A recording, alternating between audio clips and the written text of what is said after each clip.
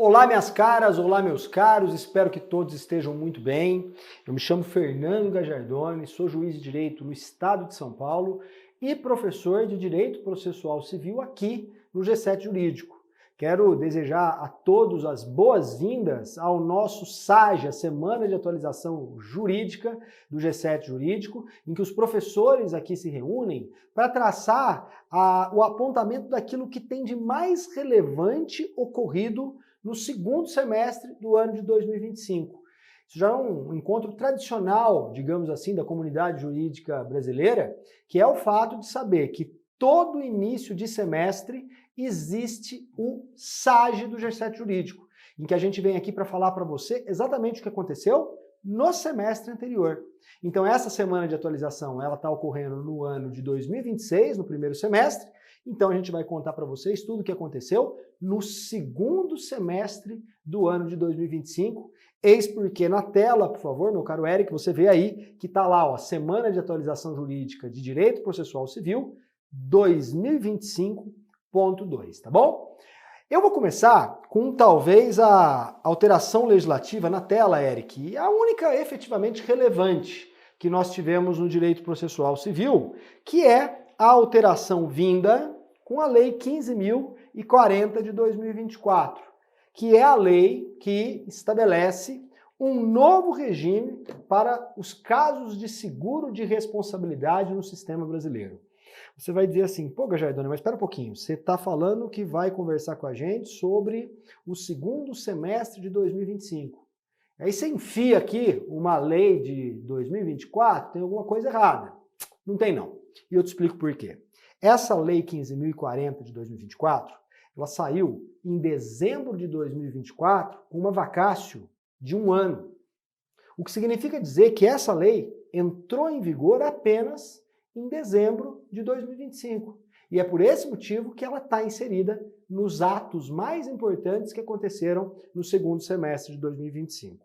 E o que essa lei impactou no processo civil? Impactou, a partir na tela, meu caro Eric, de 2 dispositivos que ali foram inseridos. Essa lei, na verdade, alterou o regime inteiro do seguro privado relativo a danos no Brasil, inclusive revogando o capítulo inteiro do Código Civil que tratava disso.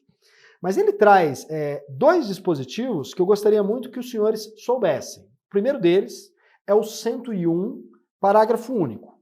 O 101, parágrafo único, vai dizer para a gente que nas hipóteses em que a pretensão do prejudicado, da vítima, for exercida exclusivamente contra o segurado deverá avisar a seguradora que ele está sendo processado. E o parágrafo único vai dizer que o segurado poderá ainda chamar a seguradora a integrar o processo. Atenção! A partir deste dispositivo 101, parágrafo único, surge um debate novo no sistema jurídico brasileiro. Por quê? Porque todos nós estávamos acostumados que quando eventualmente o segurado, o causador do dano, é acionado, ele poderia denunciar a lide, a seguradora. 125, inciso 2º do CPC. Diz que cabe denunciação à lide quando alguém se obrigado contratualmente a reparar o dano. E o exemplo clássico era o seguro. Eu processo o Eric tem seguro, digo que ele bateu no meu carro, ele denuncia a lide seguradora. Por quê? Porque ele vai dizer o seguinte, ó, se eu tiver que pagar o Gagliardoni, a seguradora vai me reembolsar. Certo? A partir, entretanto, mais uma piscada na tela, Eric, desse 101, parágrafo único, estão vários autores a sustentar que a hipótese não é mais de denunciação à lide do 125, inciso 2º, mas sim de chamamento ao processo do 130 do CPC. De modo que com isso eu facilito tanto a vida do segurado quanto a vida da vítima. Eu processo o Eric porque ele bateu no meu carro. O Eric não entra com uma ação regressiva contra a seguradora. Ele simplesmente chama a seguradora para vir ser ré, junto com ele, na ação que eu movo. Tanto é assim, que quando o juiz condena o segurado agora junto com a seguradora, ele vai condenar os dois a pagar o dano, né? E isso, de certa maneira, facilitaria a vida do segurado. Agora, qual que é o problema? O problema é essa partinha final aqui, ó. Porque ele diz que a condenação vai ser sem responsabilidade solidária. Eu entendo que o que o legislador quis dizer é que a seguradora vai pagar no lugar do segurado, mais nos limites da apólice. Então, se eu entro com uma ação de indenização contra o Eric pelo dano que ele me causou, porque ele me causou um dano de 80 mil, e o Eric chama a seguradora, não mais denunciar a lide, para ser ré junto com ele, quando o juiz condena o Eric e a seguradora a me pagar o valor observado os limites da apólice. Ou seja, se o Eric tem um seguro de 40 mil e foi condenado a 80 mil, é 40 mil para ele e 40 mil para a seguradora. Porque a seguradora só cobre 40 mil. Não é 80 mil para os dois, entendeu? Ou 40 mil para ele, 80 mil para ele e 40 mil para a seguradora. O importante é que eu só recebo 80. Entre eles vão ver como está no contrato de seguro. Mas há quem veja nessa alteraçãozinha final uma, de certa maneira, derrubada na tela da súmula 537 do STJ, para dizer que não haverá condenação solidária mesmo. O que significa dizer que o segurado paga e depois eles reembolsam da seguradora. Eu não acredito que essa interpretação vai prevalecer. Porque, veja, se eu tenho como réis no processo o segurado e a seguradora que foi integrada através de chamamento ao processo, a condenação vai ser contra os dois réus. Só não vai ser solidária porque a seguradora responde nos limites da apólice. Tá? Agora, se você entender que não é solidária, significa dizer que você vai condenar só o segurado e se ele paga depois, ele recebe da seguradora, isso é super prejudicial ao autor, super prejudicial ao segurado. Se não tiver dinheiro para pagar, não vai ter a seguradora pagando no lugar dele. Enfim, aguardemos o que eventualmente a doutrina e a jurisprudência vão se manifestar a respeito, tá bom? E para finalizar, artigo 102. O artigo 102 vai dizer pra gente, e aqui simplesmente ratificando a súmula 529, que a vítima do dano pode processar o segurado só, como ele fez aqui no 101, parágrafo único, e o segurado chama ao processo a seguradora, ou ele pode abreviar esse processo. E o vitimado, o prejudicado, pode processar em litisconsórcio passivo segurado e seguradora. Eu, no dia do acidente do trânsito com o Eric, ele virou para mim e falou assim, Gajardona, eu tenho seguro, fica tranquilo. Eu falo, beleza. Aí eu já vou lá e não processo só o Eric. E ele chama o processo a seguradora. Já processo ele a seguradora. Diminua aí o tempo. Beleza? É possível. O que eu não posso, eu, vítima, é só processar a seguradora. É isso que diz a súmula 529 do STJ. E eu não posso processar só a seguradora por uma razão muito simples. Porque eu não tenho relação jurídica nenhuma com a seguradora. Eu tenho relação jurídica com o cara que bateu no meu carro, mas não com a seguradora dele. Né? É importante, portanto, saber que o segurado tem a vítima tem a opção de processar o segurado ou o segurado mais a seguradora em litisconsórcio. Ele esqueceu o pé rapado do segurado e direto para a seguradora, ele não pode, até porque a seguradora tem que ter o direito de virar no processo e falar, não vou cobrir esse evento porque ele não está coberto pela apólice. Não vou cobrir porque o combinado é que ele só tinha seguro se ele não saísse do seguinte limite territorial. E esse acidente de trânsito aconteceu fora do limite territorial, tá? A grande alteração legislativa, portanto, que nós tivemos com algum impacto é essa. É a da Lei 15.040 de 2024, que entrou em vigor em dezembro de 2025. Vamos ver como é que a jurisprudência e a doutrina reagem a essa alteração legislativa, tá bom? Você vai dizer assim, viu, Eric? Gajardoni, grande novidade essa, né? Mais ou menos. Não é grande novidade, porque no Código de Defesa do Consumidor já é assim. No 101, inciso 2º do CDC, ele fala que nas relações de consumo, o réu poderá, se tiver seguro de responsabilidade, chamar ao processo a seguradora, mas não denunciar a lide. Então já há no CDC essa situação em que o seguro gera o chamamento. O que na verdade a Lei 15.040 está fazendo é estender a hipótese do 101, inciso 2º do CDC, para praticamente todos os seguros de responsabilidade, e não mais só apenas para as relações de consumo. Basicamente sobre alteração legislativa, é isso que aconteceu. Agora nós vamos para a jurisprudência. E na jurisprudência o negócio é o seguinte, amigo, o meu tribunal meca, o meu tribunal pai é STJ. Porque o último intérprete da legislação federal é o Superior Tribunal de Justiça. Eu sei que o Supremo Tribunal Federal manda mais, né? A última palavra é dele sobre qualquer interpretação no sistema brasileiro.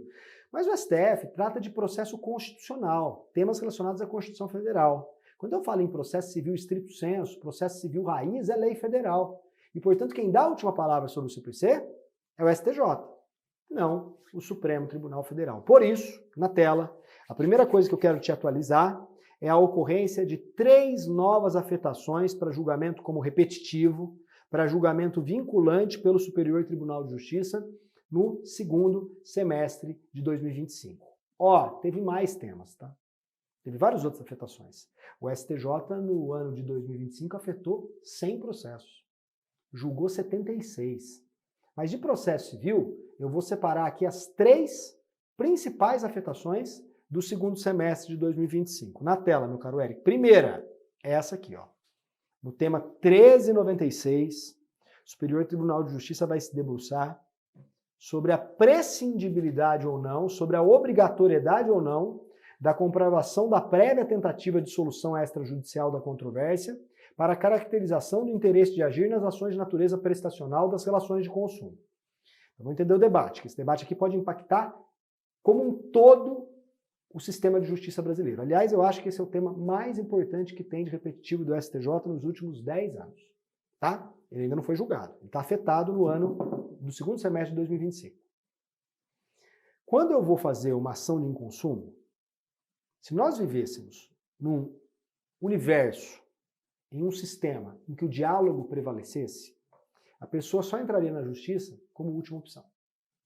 A pessoa sempre, antes de tentar ir para a justiça, ela procuraria quem te causou o dano, o fornecedor, com que objetivo? Com o objetivo de esse fornecedor tentar resolver o problema. Seja através de saque, serviço de atendimento ao cliente, seja através de e-mail, seja através de WhatsApp, seja através de consumidor.gov, que é aquela plataforma de reclamação online. Mas ele tentaria resolver o problema lá. Se não resolveu, aí ele viria para o Poder Judiciário, e o Poder Judiciário, portanto, seria a última ratio. Mas não é isso que acontece. Por N fatores que aqui não convém aprofundar, o indivíduo tem qualquer probleminha, ele já vai direto, arruma um advogado e entra com a ação na justiça. O TJ de Minas Gerais julgou um IRDR e entendeu que não há interesse processual, necessidade, não há interesse de agir, na expressão mais tradicional, na situação em que o consumidor não tentou resolver o problema antes com o fornecedor. E com isso, de certa maneira, o TJ Minas Gerais propõe uma racionalização do acesso à justiça, para dizer que o judiciário é a última opção, e portanto você só vem aqui depois de você tentar resolver por outras vias. E esse caso, então, esse acordo do TJ de Minas Gerais recebeu um recurso especial. E pelo modelo do IRDR, toda vez que eu tenho um recurso especial contra acórdão de IRDR, esse recurso especial, primeiro, tem efeito suspensivo. E segundo, pelo regimento interno do STJ, vem afetado, vem como repetitivo para o STJ. E o STJ, então, afetou esse tema e o STJ vai dar a palavra final sobre isso. Tema importantíssimo. Se para entrar na justiça em matéria de consumidor, precisa primeiro ter tentado resolver o problema antes. Isso aqui é um data Gagliardoni, eu não tenho nenhum dado estatístico que demonstra isso, mas eu vou dizer o seguinte, se esse tema passar no sentido positivo, sim, primeiro precisa tentar resolver o problema extrajudicialmente, a gente vai ter um impacto de pelo menos 50% de todos os processos relativos a consumidor no Brasil. Eu te falo pela minha experiência como magistrado há mais de 25 anos. Praticamente ninguém tenta resolver seus problemas antes de vir para o judiciário, porque é mais fácil vir para o judiciário do que tentar acessar os instrumentos extraprocessuais de solução do conflito. Vamos aguardar para ver o que vem. Esse é o primeiro tema que foi afetado esse ano pelo STJ no segundo semestre de 2025. No ano passado, na verdade, em 2025.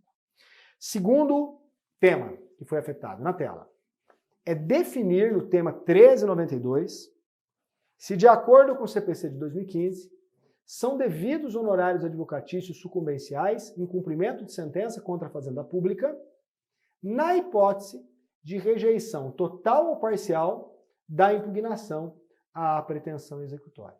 Tá bom? Ou seja, o que eu vou discutir aqui é se tem honorários advocatícios quando a Fazenda Pública ela apresenta impugnação ao cumprimento de sentença e perde. Tá? E para te explicar isso, eu explico da seguinte maneira. Tem um tema do STJ, que é o tema número 408, E esse tema 408 do Superior Tribunal de Justiça, ele é corroborado por uma súmula do STJ, que é a súmula 519. Essa súmula 519, que evidentemente se aplica ao direito privado, estabelece que na hipótese de rejeição da impugnação ao cumprimento de sentença, não são cabíveis honorários advocatícios. Para o direito privado, qual é a perspectiva do Superior Tribunal de Justiça? É a seguinte: eu sou credor. Eu tenho um título executivo contra você que é um particular, direito privado. Como você não pagou voluntariamente, eu vou dar início ao cumprimento de sentença. Quando eu dou início ao cumprimento de sentença, eu entro com a apresentação do cálculo e você vai ser intimado para, no prazo de 15 dias, pagar o valor que você está me devendo, sob pena de multa de 10% mais honorário de 10%. Então nota que no cumprimento de sentença do direito privado, o devedor é intimado para pagar em 15 dias sob pena de multa mais honorário de 10%. Multa 10%, honorário de 10%. Que é o que consta do 523 e parágrafo 1º do CPC. Se eventualmente o devedor não paga, ele impugna o cumprimento de sentença. Se eventualmente o juiz rejeitar a defesa dele, o meu advogado não vai ganhar honorários de novo. Por quê? Porque ele já está sendo remunerado pelo 10% do 523, parágrafo 1º. Então, qual foi o raciocínio do STJ? Ora, o advogado já é pago no início do cumprimento de sentença, honorários de 10%, para o pacote todo, para o pacote dele ir atrás dos bens do devedor e para defender o credor, caso o devedor se defenda, presente impugnação. Então, o advogado já é remunerado. Por isso, o tema 408 e a súmula 519 vão dizer: não haverá condenação em honorários caso a impugnação ao cumprimento de sentença seja rejeitada. Por quê? Porque o advogado do credor, que é o vencedor, já vai ser remunerado pelos 10% do 523, parágrafo 1º. Acontece o seguinte: quando o devedor é a fazenda pública, e eu tenho uma sentença condenando a fazenda pública a me pagar determinado valor, a fazenda pública não é intimada para pagar no prazo de 15 dias, sob pena de multa de 10% e honorário de 10%. Porque não aplica o 523, parágrafo 1º. Quando a fazenda pública é a devedora de quantia, ela é intimada nos termos do 534, 535 do CPC, para poder fazer o quê? Apresentar a defesa no prazo de 30 dias. Ponto. Não tem multa e não tem honorários se ela, eventualmente, não pagar. Como tem no direito privado. E aí surge a seguinte discussão, na tela, que é essa que está aqui. Se porventura a fazenda pública apresenta a defesa, apresenta a impugnação e perde, percebeu? Perde. Ela tem que pagar honorários para o advogado do credor? Lembra que aqui não tem o 10% que tem no direito privado. Não seria razoável o advogado do credor ganhar pelo trabalho que ele está exercendo na fase de execução e que, obviamente, não está sendo remunerado? Esse é o X da questão. E é engraçado porque essa questão é controvertida na primeira sessão do STJ. Você vai achar julgados da primeira turma dizendo que tem que pagar honorários, e você vai achar julgados da segunda turma dizendo que não tem que pagar honorários por causa da aplicação do tema 519. E com todo respeito à segunda turma, eu acho que o tema 519, a súmula 519 não aplica, o tema 408 não aplica, porque as circunstâncias das duas hipóteses, pagamento de direito privado, pagamento de direito público, são completamente distintas por conta de não ter honorários pré-fixados como tem no direito privado. Enfim, eles vão definir isso aí. Eu acho que a decisão correta é a que diz que tem que ter honorários, mas aguardemos as cenas dos próximos capítulos. E por fim, o último tema afetado no ano de 2025, segundo semestre, é esse aqui, tema 1388 do STJ, que vai debater a necessidade de observação dos parâmetros mínimos estabelecidos no 85, parágrafo 8º-A do CPC, quando a fixação de honorários advocatícios se der por apreciação equitativa. Pessoal, aqui é o seguinte, ó. O 85, parágrafo 8º, estabelece que nas causas de valor inestimável, nas causas sem valor ou que o conteúdo econômico seja irrisório, os juízes não fixam honorários de 10% a 20% do valor da causa. E não fixam por quê? Porque senão o advogado seria remunerado de modo pífio, de modo aviltante. Imagina que eu entro com uma ação cobrando R$500 de você. Aí você contrata um advogado. Aí o advogado ganha, te defende. O advogado vai receber 10% sobre R$500, vai ganhar R$50 de honorários por uma ação que pode demorar muito tempo. Ou o meu advogado vai ganhar R$50 de honorários, R$100 de honorários. Veja, nesse caso, o advogado tem que ser remunerado condignamente. Então o juiz tem autorização para fixar honorários por equidade. Ele julga procedente a ação, te condena a me pagar R$500 e fixa honorários que você vai pagar para o meu advogado de R$2.000, R$3.000. O custo do processo é mais caro do que o valor da obrigação. Paciência, se você tivesse pagado no prazo legal, se você não tivesse resistido, você não teria que pagar agora 2, 3 pau de honorários para o meu advogado. Só que o que acontece? A Lei 14.365 de 2022, que foi inserida por conta de uma alteração no Estatuto da OAB, ela diz que na hipótese da fixação por equidade, para fins de fixação equitativa dos honorários, o juiz deverá observar os valores recomendados pelo Conselho Seccional da Ordem dos Advogados do Brasil a título de honorários advocatícios, ou o limite mínimo de 10% estabelecido no parágrafo 2º. Pessoal, veja, se tiver que aplicar o 10%, vai virar um honorários aviltantes. Agora, se você olhar as tabelas do Conselho Seccional da Ordem dos Advogados do Brasil, muitas vezes essa tabela tem valores superestimados. Você vai pegar lá a ação de cobrança, valor mínimo, R$10.000. E de repente a causa é uma causa mais simples, que o valor da cobrança era 500, 10 pau. Estou exagerando, tá? Não sei se esse é o valor da tabela, só estou mostrando para você. Então, o que o STJ vai debater? Vai debater basicamente se esse parágrafo 8º-A, ele é compatível com a ideia de equidade. Porque a ideia de equidade é exatamente não ter um prévio filtro, não ter um prévio estabelecimento rigoroso de qual é o valor, porque tem que ser fixado conforme a justiça do caso em concreto. Aliás, esse é o conceito de equidade. É um tema que, obviamente, vai dar pano para manga, envolve interesse da Ordem dos Advogados do Brasil, dos advogados. Resta saber o que o Superior Tribunal de Justiça vai decidir. E, portanto, meus caros, esses são os 3 temas que foram afetados no 2º semestre de 2025, que a partir de agora nós teremos que acompanhá-los com frequência, até o momento que eles forem julgados, tá bom?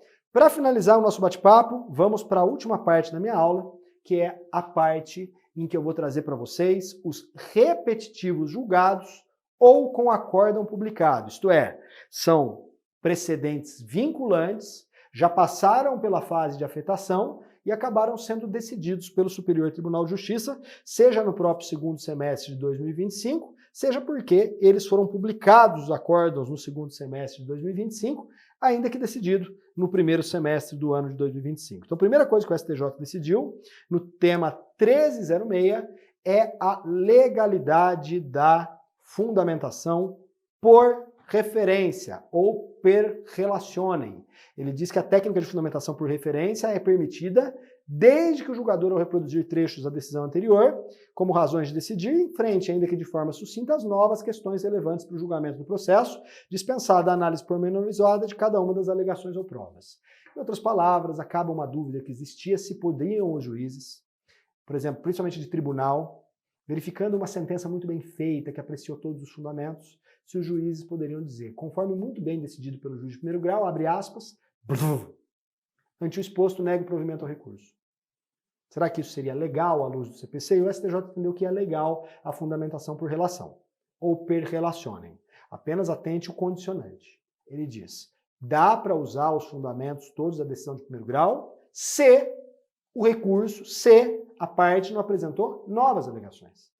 Porque, de repente, a parte traz no recurso uma tese ou uma prova que não foi apreciada pelo juiz de primeiro grau. Então, nesse caso, o juiz ele põe tudo que o juiz já apreciou e acrescenta a apreciação das novas alegações ou novas provas que foram trazidas. Porque, com isso, a atividade jurisdicional fica completa.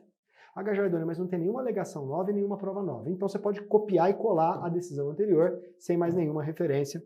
Tema importante à luz da fundamentação das decisões judiciais, que é predicado constitucional e é também um predicado legal à luz do 489, parágrafo 1º do CPC, beleza? Tema 1306 é isso. Depois, tema 1282 do STJ e eles decidiram que o pagamento de indenização por sinistro não gera para a seguradora a subrogação de prerrogativas processuais dos consumidores, em especial quanto à competência na ação regressiva. Aqui comigo. O Código de Defesa do Consumidor estabelece que o autor, desde consumidor, pode ajuizar a ação no seu domicílio, é o 101, inciso 1º. Beleza? Ótimo. Então o que acontece? O consumidor vem ajuizar a ação no seu domicílio. Aí ele processa o fornecedor. O fornecedor tem seguro. E o fornecedor é condenado e a seguradora paga para o fornecedor, para o consumidor o valor.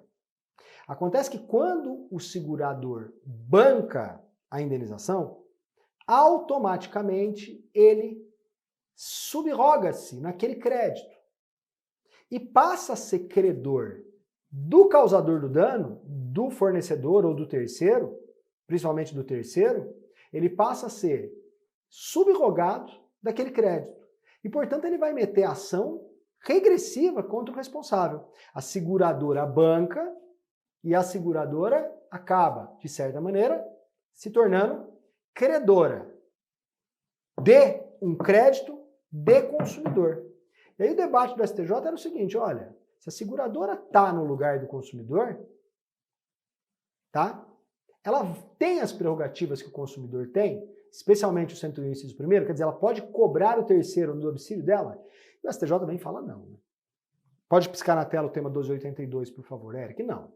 Por quê? Porque, na verdade, a subrogação, ela traz os benefícios do direito material. Os benefícios do direito processual não vão para a seguradora, porque, nesse caso, o benefício de direito processual, ele foi criado para favorecer uma situação específica do hipossuficiente, consumidor. A seguradora não é hipossuficiente.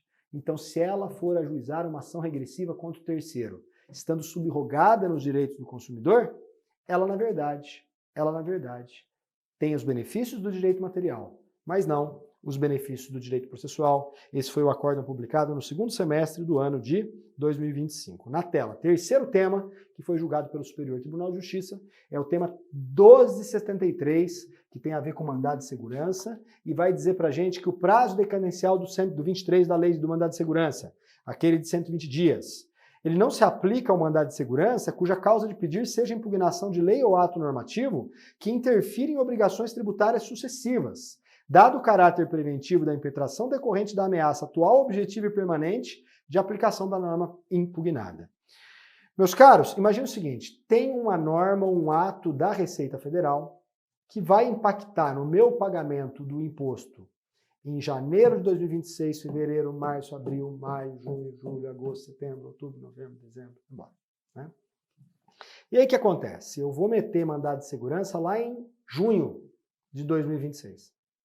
E aí a Receita Federal vem e fala, não, o ato meu, ele é um ato que foi editado em janeiro de 2026, portanto já foram 120 dias.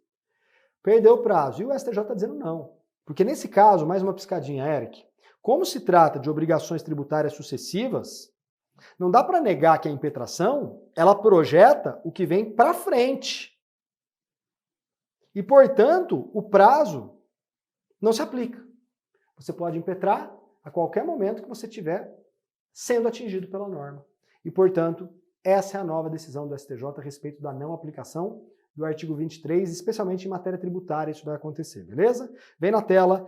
Quarto tema que o Superior Tribunal de Justiça julgou é um tema relacionado a honorários por equidade. Ele vai dizer para a gente no tema 1265 que nos casos da exceção de pré-executividade que foi julgada procedente e implicou apenas na exclusão do excipiente, de quem apresentou a exceção do polo passivo da execução fiscal, os honorários deverão ser fixados por equidade e não com base no 10 a 20% do valor da causa do 85, parágrafo 2º. Porque nesse caso não tem estimativa do proveito econômico obtido. Olha lá, existe uma execução fiscal contra a sociedade e o sócio. Sociedade e sócio. Entenda que é caso de responsabilidade tributária, 134 e 135 do CTN. O sócio vem e apresenta exceção de pré-executividade e diz eu não tinha poderes de administração. Eu era um sócio comum. E, portanto, eu não posso ser responsabilizado pela dívida da sociedade, porque se eu não tenho poderes de administração, eu não agi com abuso, não agi com excesso, com violação da lei. E o juiz julga procedente, acolhe a exceção de pré-executividade e diz, sócio, você está excluído do polo passivo da execução fiscal. Só que o sócio teve que contratar um advogado, e o advogado teve que trabalhar para tirá-lo da execução fiscal. E aí a pergunta é, tem honorários? Tem que ter. O advogado tem que ser remunerado. Mas qual o valor? Gente, tem execução fiscal milionária. 1 milhão, 2 milhões, 10 milhões, 20 milhões. Tirando o sócio, ele recebe de 10% a 20% do valor da execução fiscal? E o STJ vem e fala não. Nesse caso, a execução prossegue. A sociedade continua devedora. O que eu fiz foi apenas o quê? A exclusão da legitimidade do sócio. E isso tem um valor econômico inestimável. Então o juiz vai aplicar honorários por equidade, 85, parágrafo 8º. Vai que sair em 2 mil, 3 mil, 4 mil, dependendo da vultosidade do processo e do tempo, do trabalho do advogado. Tá bom? Precedente importante.